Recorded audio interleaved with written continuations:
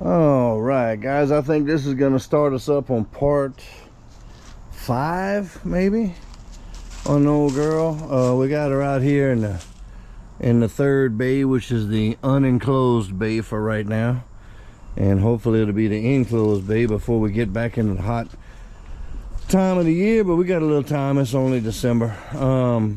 Just wanted to show y'all we pulled off the aluminum rims that weren't the right bolt pattern and certainly weren't the right look for this truck, and we found us some white steels, and I got them mocked up back here. I may end up using those 2 over there, or I've got 2 in the shop for the inners.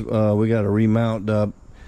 Swapped all of these around the other day at the tire shop, and 2 of the kind of more rusty rims actually look more like the truck were, I guess you could say, rusted around the bead. They need a little wire wheel, a little attention.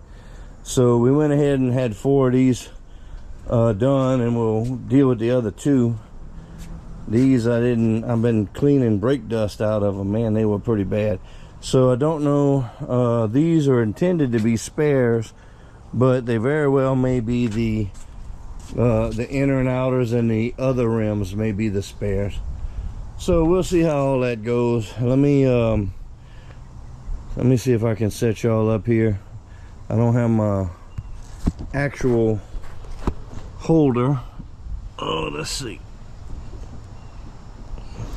So when you got a truck with open stacks, we got rain coming tonight, you got to prepare for that. So custom water protection devices.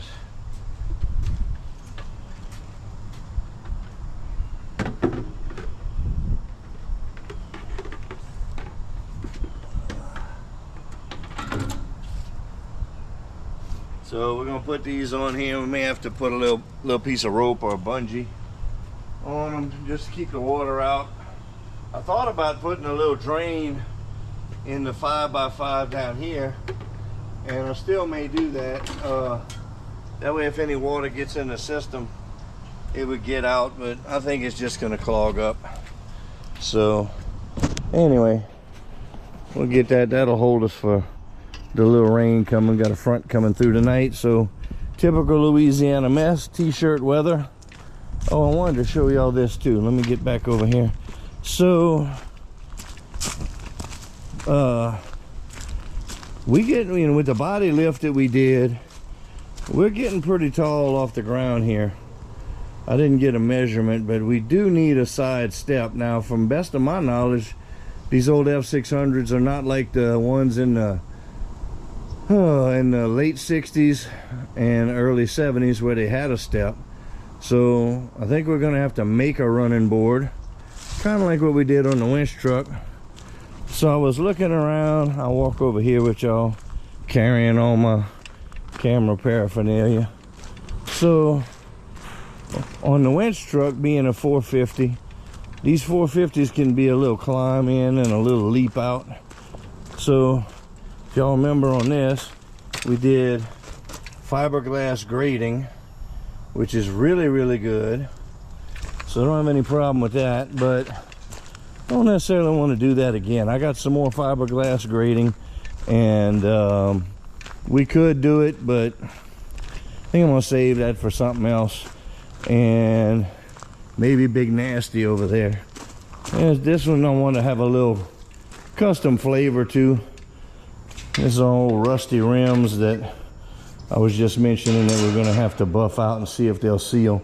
So I was looking all around in the scrap piles and everything, and I said, look, running boards. So what do y'all think? I mean, you don't see running boards? Okay, well, I see a cool old chain, but I also see running boards. So let's look at it like this. Let's see. I'm gonna spread her out.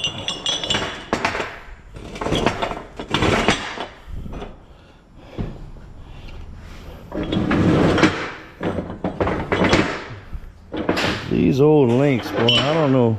I have no idea what this chain is, but we were helping a friend of ours with those old bobcats and ran across this chain, and I'm like, oh no, no, no, no. We're gonna have to do something with this. I had no idea what we were gonna do. Now this table's about 8 feet, so this may be 9 foot of chain. Not enough to really do anything, and you know, who knows how old this is. So I started looking around and I said, well, let's see. If we took 2 links like this, now this is not gonna stand up straight, so y'all gonna have to use, as SpongeBob would say, your imagination. So let's see, 1, 2, 3, 4, 5. So we're gonna, this is getting a little loud for y'all. I dig it, but that's the way it goes. All right, so let's see if I can see if y'all starting to get the picture of what we're looking at here. Now, is that looking like running boards? Well, a little better. So let me move a little bit of the meat around on this table. Hold on 1 second.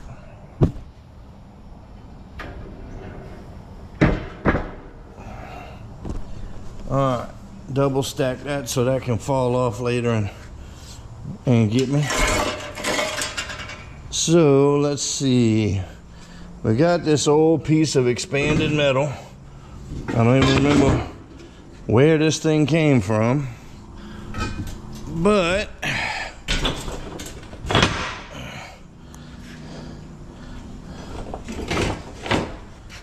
now y'all getting the point.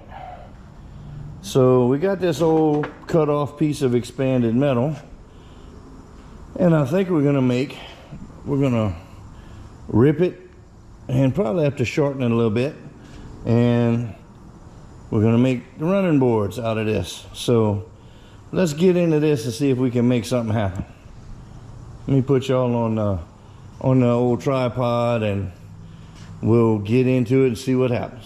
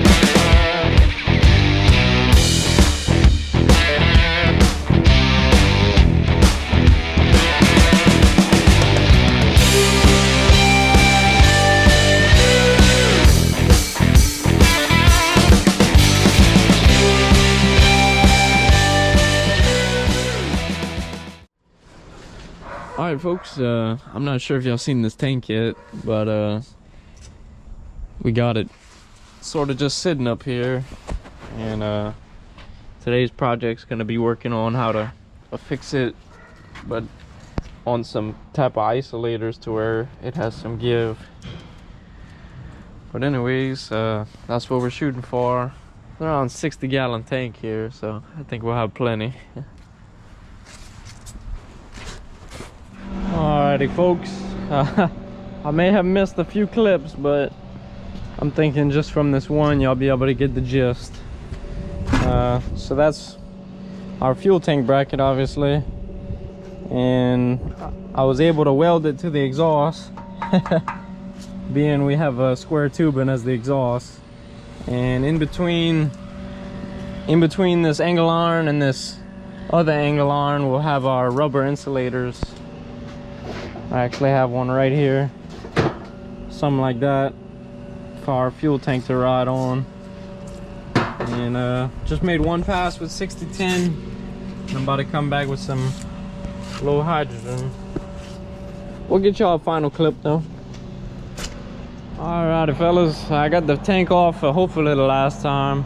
I'm gonna just go ahead and weld this bracket that I made to the tank, and we got our 4 bolts, and man, this tank is solid. I don't think we're gonna have to worry about it shifting or cracking or anything. So with that being said, we'll update y'all when we get back to it. Alright y'all, I'm sure y'all got it by now, but this is what we're dealing with. Got the tank all affixed into place, and now we got our water separator fuel filter here. I'm thinking we'll mount it on the back side of this angle. Kind of be easy access and gives it a little more character. But I went ahead and tapped me a template on some cardboard. I can't get a center punch behind here, so I'll go ahead and transfer those holes and get it mounted up. Let y'all know the results. Well, alrighty, I think we're at that point we can actually put fuel in her. So under here we got our Baldwin fuel filter water separator. Did it a little backwards. This is the outgoing, because this was a little too sharp of a bend, but that'll go towards the truck there. And this is the inlet into the filter. I don't need to see all that, but anyways, I got it zip tied and booted where she can't rub, and I think next step is gonna be getting batteries right here. Then we'll have a driver. All right guys, we having a Friday after a couple of tough weeks doing some different stuff. Decided to play with the old 57 today. Got a couple of things we wanted to show y'all. We kind of took our different angle with our accelerator pedal, and that way we got a little bit more room for a natural angle of the foot. And I'm sure y'all are tired of seeing these goofy ass pedals like I am, so we're getting ready to chop, cut, and modify those. Again, we had the little plastic 96 pedal insert, and it was just had your toes all jammed up and your foot didn't feel comfortable, so we came up with this. We're gonna try and got, you know, much clearance as we can get there, I believe. So we're making some cuts here, get our brake affiliated with the pedal, and then we're going to deal with the clutch. And while Tristan is working on that, and he's cutting the old clutch pads off of the original 57s, and I'm over here fabricating a battery box. Not really going to get into it, you know, we're just making a square box this big to, you know, hold 2 what is it, group 65 batteries. So I'm just marking this up to cut it all up, and we're gonna make a square box for the batteries. And probably over here where this exhaust hanger is, we'll probably fabricate some mounts for the battery box, because we're itching. We got our fuel tank on and our fuel filters primed. We need to put a few gallons in her, and we're just trying to get a runner. Even if right now we don't have brakes, I think our master cylinder's locked up, I know it's dark under here, but we still got a radiator and a few other things to do on the front, which doesn't stop us from running. We just want to be able to crank it and move it for right now. All right, guys, excuse the noise in the background. I'm cutting some pieces on the bandsaw. I just made this little battery box big enough for 2 of the batteries, and it's gonna come off that side. So I'm cutting a couple of mounts for the to bolt to the truck, and then we're gonna cut some angles. So all this was, we just cut some 45s, and I didn't weld them all the way up. They're welded all the way around on the outside, but I can't get the grinder in there, and I didn't want to leave a high spot for the battery to be sitting cattywampus. So anyway, we got this mocked up right now, and I'm cutting a couple of verticals to go recess into the frame, and then we'll cut an angle for each side. And I'm just giving you a little show. I don't want to just come in blind and show you all that at the end. All right, folks, we're back at it again. This is gonna be our rendition of a running board. I'm just drilling holes and welding shit together. I mean, there ain't much to show, but I'll show you all the finished product. I got some more crap in the bandsaw getting cut, and like I said, once I get it on there, I'll peep the camera around and show you all what I got.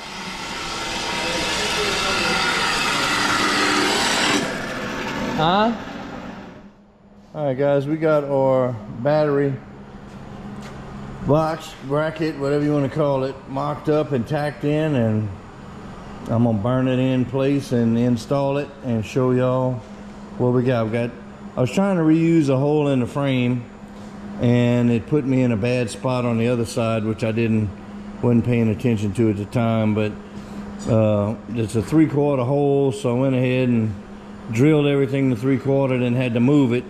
I really didn't need a bolt that damn big, and I was gonna do 2 5/8, but anyway, c'est bon, it's done. So we're just welding everything up, and you know, just we're gonna bolt it on. I didn't want to waste a bunch of y'all's time showing a bunch of cutting and grinding. All right, I'll show you when we come back, and it'll be on the truck. All right, guys, we got these 2 shiny head bolts right there for mounting the new battery box. In case y'all want to see any specific detail, we're gonna look it around, and I'm gonna go around here. We're gonna look at it from the other side. They're just trying to get away from the drive shaft, and again keep ourselves some a little bit of leeway under the hood. The landscape's a little tight under there, so we're gonna put some batteries on here and see if we can make us up some wires.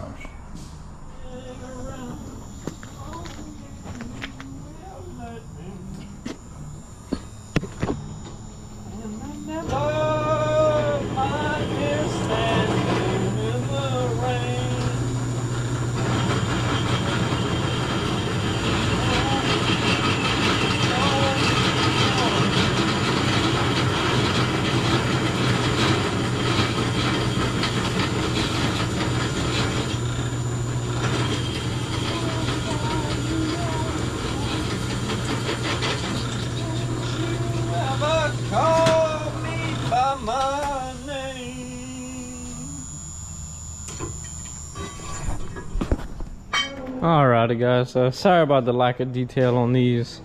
I didn't even build them. I just made some angle iron brackets and welded them up and then bolted them to the frame. Most of it was just a lot of drilling, you know, but I like it. It kind of gives you a first step onto the cab here. So we're gonna come up with a trim piece in the back, and that'll kind of prevent your foot from, I doubt it, but slipping off the back, and that wouldn't be good. But what I'm working on today is our degas bottle. The OBS setup had this T-hose in the back. I say T-hose, I can't. Anyways, it had this T This is the lower radiator hose, and this is the one that'll go up to the degas bottle. We're gonna put a coupler in that and then tie it to the Super Duty degas bottle. It kind of has the right shape, and this one's actually aluminum. I don't think anything plastic would look good on this truck, so I'm just kind of gonna put a piece of angle, and I think that'll work nicely. And go ahead with that. Like I said, we got our radiator in already. Fan shroud. This is a custom made fan shroud. It's in 2 pieces. Came to us like that. It was duct taped together, so kind of makes it for ease of removal. I don't know if y'all seen the air intake, but it used to be exhaust pipe, now it's intake pipe, and a couple of hose clamps and big honking filter. We're gonna mount our map sensor, and the boss been working on that battery box. I'm sure y'all have seen, but we got her all wired up, and I think she's ready for a test fire after I get the cooling system hooked up.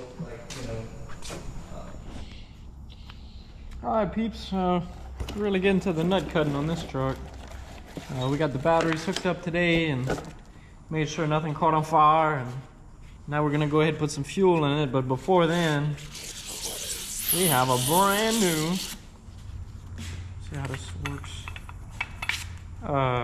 what you call it, float fuel gauge, electronic actually. Is it a, yeah, I guess.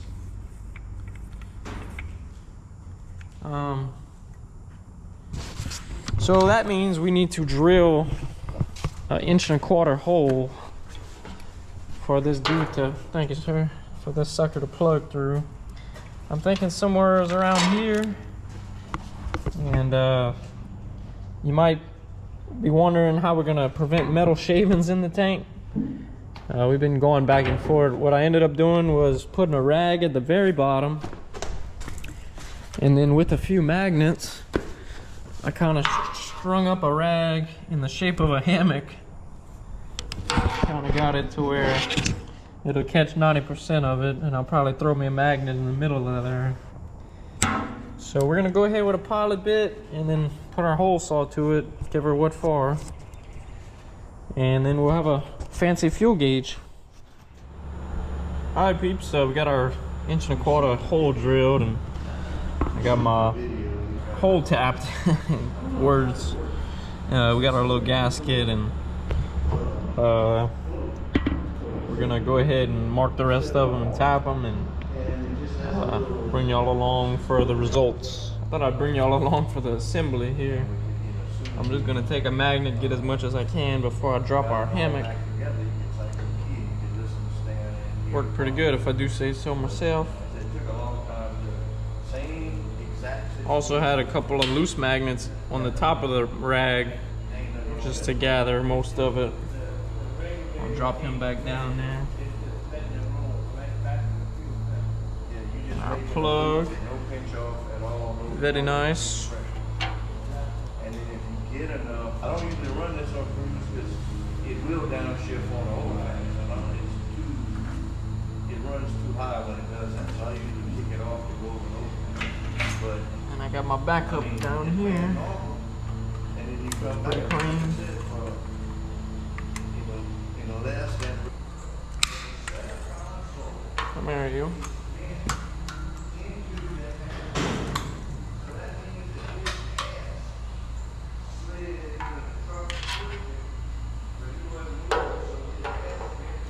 All right, looking pretty good. Now we can get to the installation.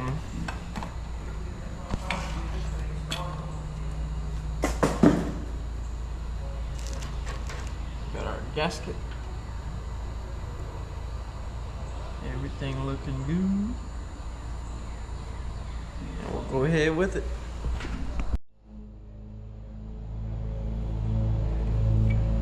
And this is just some kind of slide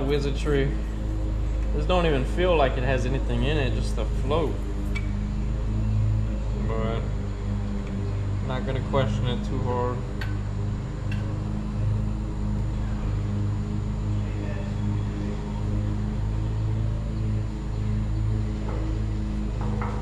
Alrighty. As long as I got all my bolts, we should be home free.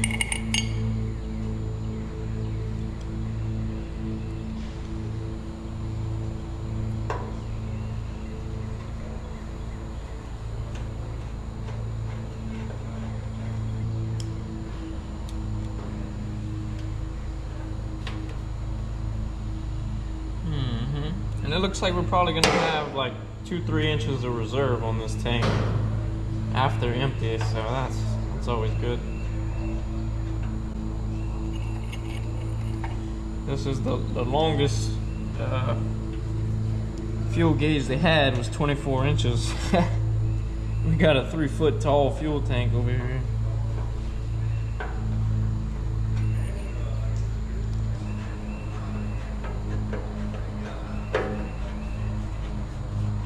Alright peeps, I don't have much else to show you honestly.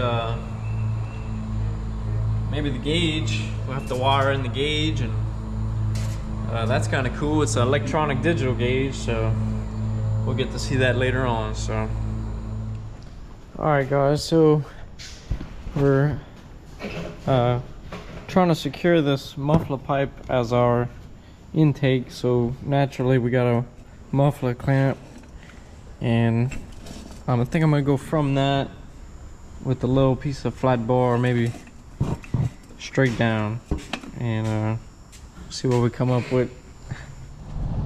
All right guys, I'm back here on the 57, and we had to redo an end right here. This is our hot end that goes to the alternator. Let me see if I have the old version of it hiding around here somewhere. Anyhow, it was pretty decrepit, so I cut it off and redid this. I'm checking these fusible links, and I don't know if this is just old junk or if these things got hot. Fusible links for the computer and everything in the fuse box, and these are fusible links for the glow plugs, and they all go on this hot side of this solenoid. And we're not getting voltage from the alternator, but we did spin it and it's testing good. So I'm hoping that this issue was the problem. So I'm gonna be bolting all of this up, and this is kind of a mess of wires. We're gonna thin this out later when we go to actually putting in the old school headlights on you know, with these, and we got to cut some ends and put some new ends on it. We did get our little tool tray air dam in, and that also acts as a support for this red one. I don't know, might have mentioned that before. We got us a new fan belt ready to go. We fabbed up this bracket that comes off the AC and supports our air cleaner right here, so we don't have too much wiggle jiggle in that. So that's what we've been doing, getting ready to get in and get back on the roof. But it's just some miscellaneous wiring, and we don't have a problem here. I'm gonna have to get over here. We still got some clicking in one of the relays, the IDM relay, and you know, rerouting some of these wires we might have missed a ground, or sometimes just tweaking these wires. You know, they've been bent a certain way for 20 years, and you go put them in a different application and bend them the opposite way. Sometimes it causes problems. So I mean, she starts and runs, but we're not getting a charge on there. We're not getting an oil pressure reading, which I don't know if that's a ground issue or oil pressure sending unit. And we're not getting signal from the key to the signals to the starter signal wire. Where are you at? This little dude here. So we got to use our little thumb button to jump it off. But firing up and running, we getting some long cranks. We still got to change the fuel pump. So anyhow, we had some footage of it. I'll put it in here, backing her out and having her running. I needed some room to do the farm truck, so we put her out here in the open bay 3, which hopefully will be getting started closing up soon. But we need to bring her to the glass shop and get all of this glass swapped out. And so I'm getting ready to do that, and I'd like to have it running where she'll drive up on the trailer, or at least be drivable at the glass shop. We'll leave it there for a few days. So I'm just gonna button this up and come back to you when I get it, because there's no, I mean, it's just, we got to stack all these two and this one on there and hook things back up. And I have a pigtail to the alternator. We had an old messed up pigtail, so I got to wire that in, and then we'll see where we at there. All right, come back to you in a minute. Hey, good morning, guys. Welcome back to the channel. Kind of got a mess going on here on the 57. Quite a lot of bit out. We got a relay. The IDM relay is clicking, and I can't put my finger on exactly what it is. And I'm just trying to figure it out, and then I'm going to come back and show it to you guys. But anyhow, when I get this all back together, I kind of got the bottom out of the fuse box. I got the IDM unplugged. I got the PCM down there unplugged. I checked the PCM ground. We're just kind of going through some things. I had wired up all the batteries from the battery box we built in the back, and brought everything to, you know, power to the front. And we thought that using some welding leads might have been an issue, so we had some new cable. We ran that. So anyway, we're still getting a clicking every time we turn the key on. We got a clicking relay on the IDM, and when it quits clicking, the computer will work. So I don't know if it's PCM, IDM. We're gonna do a little swapping around and see, maybe swap some. We picked up another OBS, so we got some extra parts here we could swap. I know it's not the IDM, or at least I think it is not the IDM, because we swapped in a Super Duty IDM and tried it, and it's getting the same thing. So it's before that, so it's going to be between the fuse box and the PCM or something, I don't know. But anyway, we got that other OBS, so we got some parts to swap out and figure that out, and we'll get on that a little later. And as soon as I get something concrete, we even unhooked the damn glow plugs to, it's like a low voltage thing.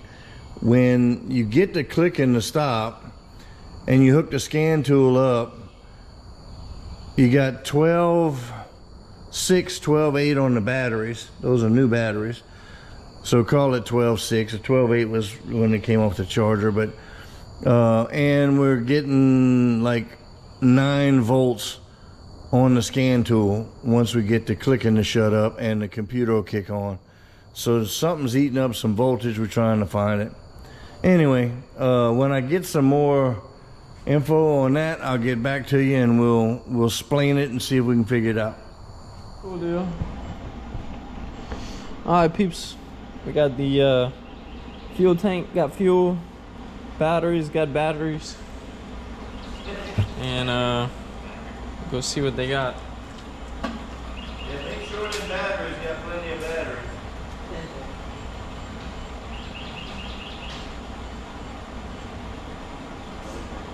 Alright, you can do it when you want. I got a screen.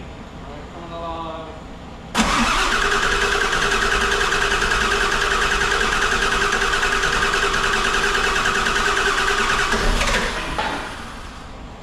Yep, as soon as that shit climbed up, it was good.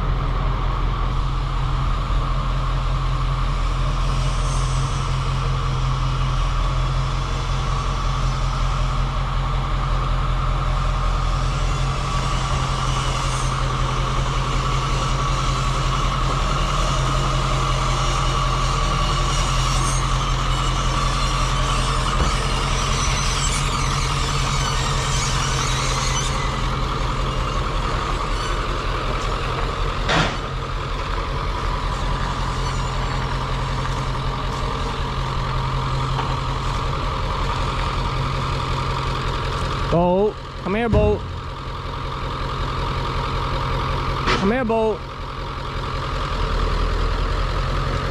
Bolt, get out of there, Bolt, now. Get out.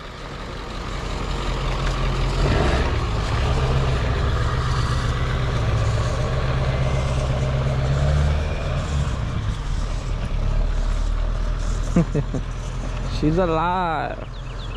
Moving around.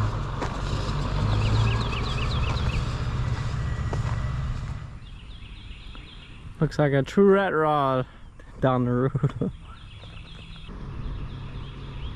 Yeah, it looks pretty rad.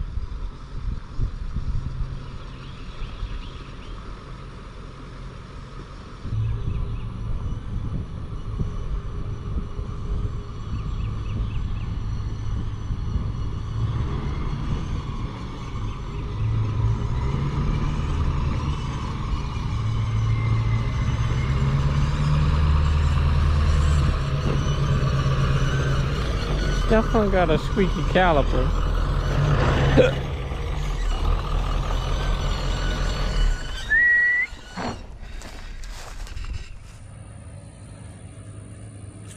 Oh, the beast is alive. Here she's coming down the road under her own power. No brakes, half a clutch. If you gotta stop, you gotta throw out the anchor.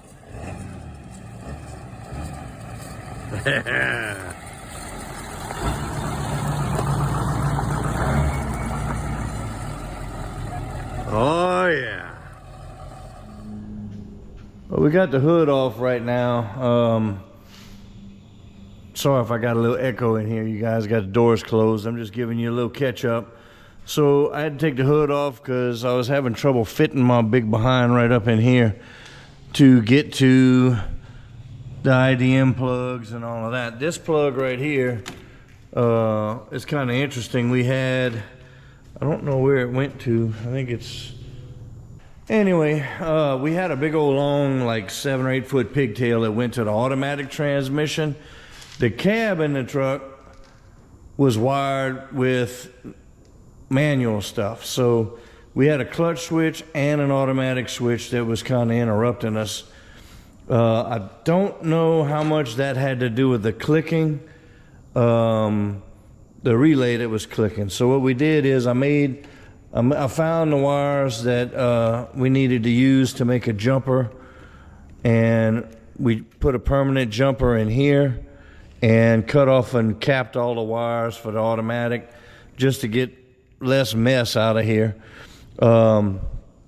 We also installed the clutch switch back on the clutch like it's supposed to be, so you have to depress the clutch. Once we got all that wired back in and swapping out a PCM, and I think I have the old one here. You can see on here, this one had gotten wet before, so there's a lot of rust on it. So that could have been the issue, PCM issue. We did re-cleaned and remounted a ground over there. So anyhow, we're still working on electronics in here and stashing some of that away. But I wanted to give you guys an update. You know, we cleaned our hot contact here. We pulled the bottom of the fuse box off, inspected it for rust. We ohm tested wires from the PCM plug to the box, from the box to the IDM. Everything tested good. So I don't know if it was unplugging and replugging things a few times that re-scratched things and gave us a better contact, or you know, I've been scratching my head on this thing for so long.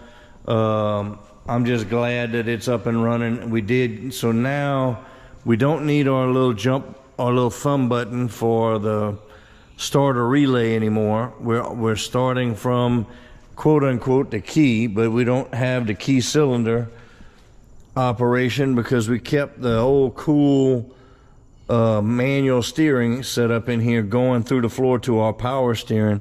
So currently we're using the switch right here as our that's our ignition switch that the key operates. We have a cool idea of how we're going to rig that up later. And I think what I'm going to be doing here over the weekend. Might not bother showing y'all. Still got some holes to tack in the roof. We ran a bunch of this aluminum, copper coated aluminum wire, which is good for stereos and stuff, but we're getting down in here close to the manifold. I don't know how long that's gonna last. I had made up all these welding leads as wires going from the battery box up. When we first started getting the short, I thought that these might have been the culprit, because sometimes you run into bad welding lead wires, and we put all new to eliminate things. That didn't help. So that's probably going to go back in, because it's loomed and booted for around the heat areas. And so anyway, that's just a little update on where we are on the 57. We got a few more little things to do. Put the hood back on her, bleed some brakes. I know this caliper is squeaking. Y'all probably heard that in the drive video. We did get the winch put on. Didn't get much footage of that, but we did a little servicing to the old winch, old 9,000 pound Ramsey, and I think it looks killer on the front. Main reason I needed to put it on there is because for working on the front, you can walk along this front bumper, but this was a 2-foot hole and a good way to break your neck or your leg. So put this in here, you can walk on top of the winch. Anyhow, that's about it for right now on the 57. Keep an eye out. We're going to have some more videos coming out. We got coolant in the old girl. We do have a coolant leak to fix. You know, ongoing. We're going to get her driving around the property where we can run her and let her get warm and see what other issues she's got coming for us. All right, guys, well, that's it on the 57 for right now. We got some more coming out shortly, so y'all hang on, keep an eye out for it, and we'll see y'all on the next one.